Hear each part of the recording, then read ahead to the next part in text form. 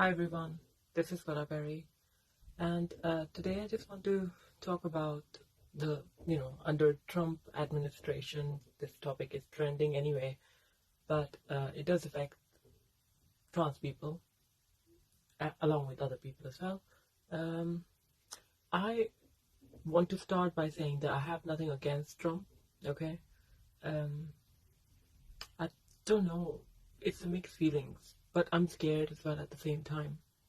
As much as I think that people need to realize their limitations, also us as trans people should recognize our limitations. For example, it was getting too much, it was really getting out of hands in USA, in West basically, where like the wokeism and a lot of times people were inventing different things, and unfortunately that was happening. I do respect if somebody comes to me and say, "Oh, call me they" or something. I respect it, but not a lot of people would. And but I don't understand when people like can't understand the binary idea as well. For example, if somebody who's transitioning from male to female or female to male, and then people are still refusing to acknowledge their uh, binary gender that they look like at the moment currently, because they're transitioning, they're putting effort to look like one. So when people have a problem like respecting that, I have a problem with that as well.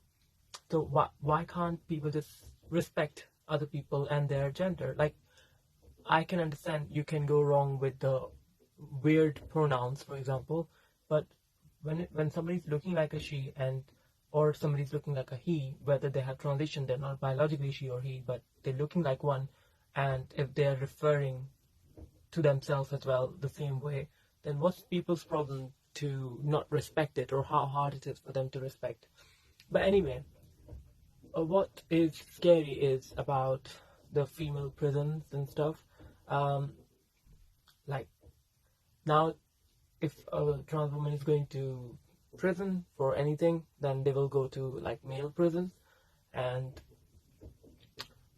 first of all, I'm not sympathizing with offenders, okay, the genuine offenders.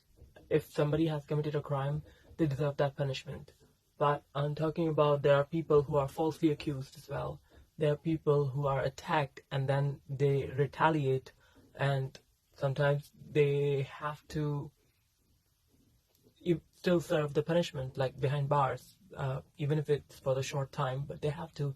And I'm worried for those people who are not into creating disturbance among men and women, and who are not predators or anything like that. So, but they are good people, but they have made a mistake. Like, for example, that if they have hurt someone because they were protecting themselves in a self-defense, but still they have, and if they are accused of like severely damaging someone else, then they will still end up serving in jail, whether they're protecting someone or not. So anyway, so many things.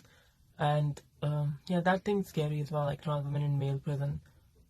Imagine like what can happen to them. And knowing this now, a lot of people, if they find out about you trans, and that there are bad people in the world, so some people will try to provoke you. Some people will try to provoke you so that you can go to jail by committing some crime, because they will provoke you for that reason, specific reason.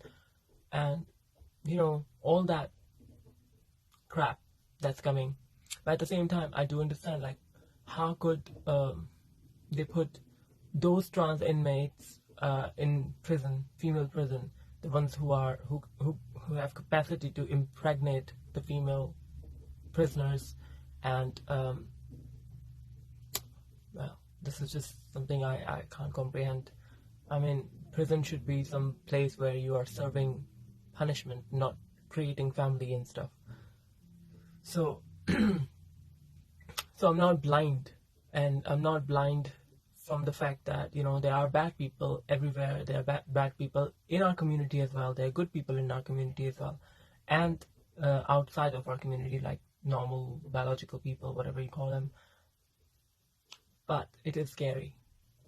People now, like, if people can't change their gender or their sex in their passport, and they have to have the passport that says male, but they don't look like male, even if they have been transitioning for some time, like HRT transitioning, medically transitioning, it can be really bad experience at the airport and stuff and other places.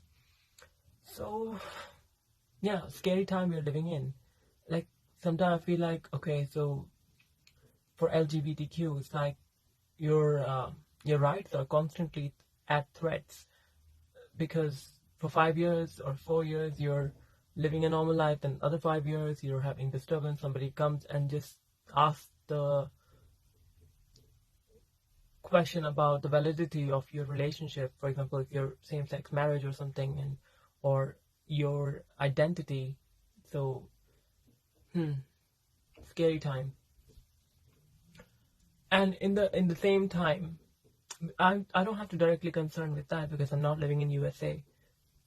But I can imagine, like, if I was living in USA, what would be my feelings like? And I'm not empathizing with those people who are going about creating disturbance in society by just being entitled and saying, oh yeah, it's ma'am, not taking their sides, those type of people's side. I hate entitled people, regardless whether they're cis biological people or whether they're trans or whoever they are. If they're entitled, they're entitled. They don't. Nobody deserve to, to be treated that way by anyone. So I don't like it. But I'm empathizing with those people who are genuinely minding their own business, and they're just living, like, for example, a lot of them. I remember when I started working earlier on in my early transition, I was not telling everyone that I'm trans, and I was just working normally, minding my own business. And people, I didn't even have to correct my gender to anyone. They were just calling me she, and I was happy with that. Even if somebody had an idea, that's fine. They had an idea, but I wasn't going around and telling and revealing everyone, call me she, or I'm transitioning and I'm doing this and that. But now, because you can't, change your passport and stuff, it will show up. It will show up, and people who you don't want to share your stories with, you have to end up talking with those people to tell them your personal private business, and then there will be a bathroom debate. There will be all sort of negativity. So I can understand about women's point of view because they are concerned with their safety, and I can't put a blind eye by saying, oh, trans people are not like that, because yes, trans people are not like that, but there are good and bad people in everywhere, and some of us can be bad as well. I'm not gonna advocate for, like, all the trans people are so good at heart and all that. No, some of us, everybody is different. Like, it's up to individual. So I can understand their concern, but we need to have those facilities where we can actually have our own toilets, maybe then, because if we can't go to males, if we can't go to females, where can we go? Because if we're going to males, we're gonna get attacked. If we go to females, they're gonna get threatened. What are we gonna do about it? Like, where are our rights? It's taking down to older days when certain people didn't used to have their own toilets, and they have to use separate toilets because there was so much, differences in society that they don't let them use or eat the same thing that they are eating. So we are going down to that era now. Well, if a government or anyone wants us to, live peacefully amongst each other without violating each other's right, then they have to provide us our own individual facilities where we can actually live freely. Even if it's a prison, it has to be combined prison for LGBTQ and everyone, so that we all feel safe. That's my concern. Thank you for listening. Bye.